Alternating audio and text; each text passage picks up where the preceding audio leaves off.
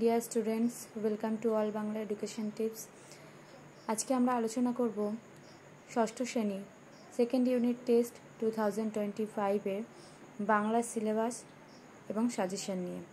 সিলেবাসে তোমাদের পড়তে হচ্ছে পাতাবাহার থেকে চিঠি, মরশুমের দিনে, খোঁজাখিজির উৎসব, হাট, মাটির ঘরে দেয়াল চিত্র, ঝুমুর, পিঁপড়ে, ফাঁকি, উজ্জ্বল এক ঝাঁক পায়রা, চিত্রগ্রীব, আশীর্বাদ, এক ভুতুড়ে কাণ্ড এবং বাঘ।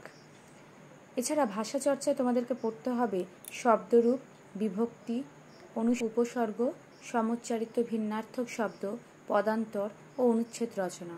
হজবরলা তোমাদের 15 থেকে 27 পৃষ্ঠা পর্যন্ত পড়তে হবে। চলো দেখে নিই আজকের কিছু গুরুত্বপূর্ণ সাজেস্টিভ প্রশ্ন। দেখো, প্রথমেই রয়েছে সঠিক উত্তরটি নির্বাচন করো। এখানে 10টি প্রশ্ন, প্রত্যেকটির পূর্ণমান 1। আলোক লুকায় কাকের পাখায়, বকের পাখায়, পায়রার পাখায়। সঠিক উত্তর বকের পাখায়। 2 নম্বর প্রশ্ন, বান শব্দের অর্থ বন্যা। 3 নম্বর প্রশ্ন, মানভূম দেয়াল চিত্রের প্রতীক বলা হয় গোলাপকে, পদ্মকে, গাঁদাকে। সঠিক উত্তর পদ্মকে। 4 নম্বর প্রশ্ন, পল্লীকবি অভিধা পেয়েছেন রবীন্দ্রনাথ ঠাকুর, জসীমউদ্দিন, শিবরাম চক্রবর্তী। সঠিক উত্তর জসীমউদ্দিন। 5 নম্বর প্রশ্ন, পিঁপড়ে আশ্রয় পেয়েছিল কোথায়? পাতায়, জলে না মাটিতে? সঠিক উত্তর পাতায়। পরের প্রশ্ন 6 নম্বর, অনুসর্গ শব্দ বা ধাতুর আগে, পরে না মাঝে বসে? সঠিক উত্তর পরে বসে। দেখে নাও পরের প্রশ্নগুলি। 7 নম্বর প্রশ্ন, সংস্কৃত উপসর্গের সংখ্যা কয়টি? 20টি। 8 নম্বর, অনুসর্গ হলো কে দিয়ে এ। সঠিক উত্তর দিয়ে। 9 নম্বর প্রশ্ন, ফাঁকি গল্পে বর্ণিত গাছটি হলো আম। উপসর্গের অপর নাম আদ্য প্রত্যয়। চলে আসছি পরের প্রশ্নে। এখানে একটি বাক্যে উত্তর দাও। এখানেও 10টি প্রশ্ন, প্রত্যেকটি প্রশ্নের মান 1। প্রথম প্রশ্ন, বন্যায় প্রকৃতির রূপ কেমন হয়? উত্তরটি দেখে নাও। বন্যা হলে প্রকৃতির চারপাশে বা চারিদিকে জলে ডুবে যায়। দ্বিতীয় প্রশ্ন, চিত্রগ্রীবের মা কোন বংশের? উত্তর হবে হরকরা বংশের। তৃতীয় প্রশ্ন দেখো, চখাচখি কবিকে কেমন চিঠি পাঠিয়েছিল? উত্তরটি হবে চিঠি কবিতায় চখাচখি নদীর ধারের বালুচরের খবর জানিয়ে কবিকে চিঠি পাঠিয়েছিল। চতুর্থ প্রশ্ন, চাষির ঘরের বউরা কোথায় ক্ষেত্রব্রত করে? উত্তর, চাষির ঘরের বউরা সাধারণত তাদের নিজ ভিটাতে বা ক্ষেত্রের চারপাশেই ক্ষেত্রব্রত করে। পরের প্রশ্ন, গোপালের বাবা কোথা থেকে ল্যাংড়া আম আনিয়েছিলেন? উত্তর হবে ভাগলপুর থেকে।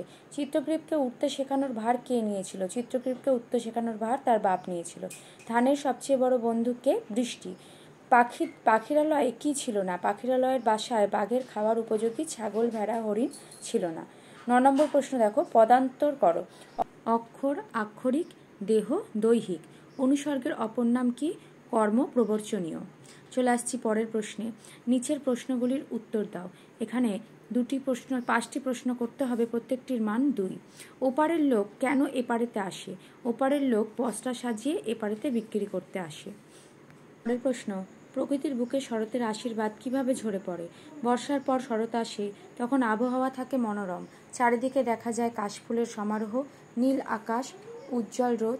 এভাবেই প্রকৃতির বুকে শরতের আশীর্বাদ ঝরে পড়ে। দেখে নাও 3-এর দাগের 3-এর প্রশ্ন, গল্প অনুসারে কটকের খবরের কাগজে আম গাছটিকে নিয়ে কি সংবাদ বেরিয়েছিল? গল্প অনুযায়ী কটকের খবরের কাগজে বের হয়েছিল কটকে অর্ধরাত্রে ভীষণ ঝড় বৃষ্টিতে শহরের ভেতরে পুরীঘাটে আম গাছ উপড়ে পড়েছে। 4 নম্বর প্রশ্ন, বাঘ জননী লজ্জা পেয়েছিল কেন? বাঘের ছানা কাঁকড়া ধরতে ব্যর্থ হয়, শেষে প্রচণ্ড খিদে নিয়ে কাদায় মেনি মৎস্য ধরতে যায়।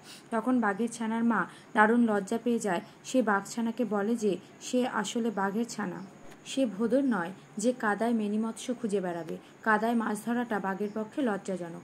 5 নম্বর প্রশ্ন, গ্রামের সঙ্গে শহরের যে এখনও নারীর টান, এই নারীর টানের প্রসঙ্গ রচনাংশে কিভাবে এসেছে?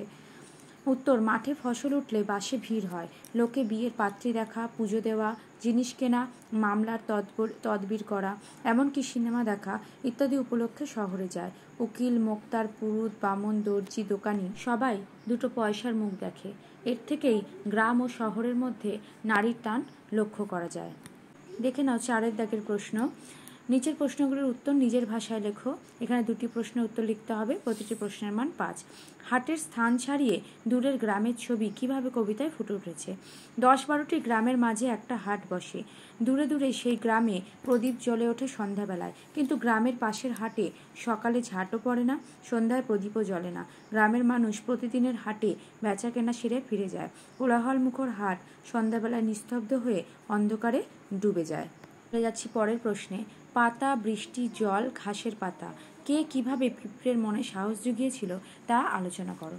পাতা বলেছিল, আমাকে জোরে কামড়ে ধরো, ভয় পেও না, তোমরা তো সাঁতার জানো, হেঁটে দৌড়ে চলো, তোমার আবার ভয় কি? বৃষ্টি বলেছিল, তোমার বড্ড ভয়, তোমার পাতা বন্ধুকে কোনোদিন ভয় পেতে দেখিনি, রোদ্দুরে পুড়ে বন্ধুর দল ধুলো হয়ে যায়, যেই ডাক দিই ধুলো ঝেড়ে সারা দেশ সবুজ হয়ে ওঠে।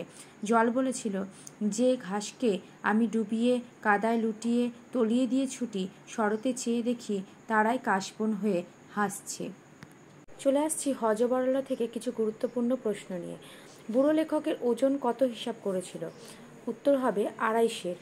বুড়ো লেখকের ওজন কিভাবে হিসাব করেছিল? লেখকের গায়ে দুটো আঙ্গুল দিয়ে টিপে টিপে ওজনের হিসাব করেছিল। বুড়ো লেখকের বয়স কত হিসাব করেছিল? উত্তর হবে 37।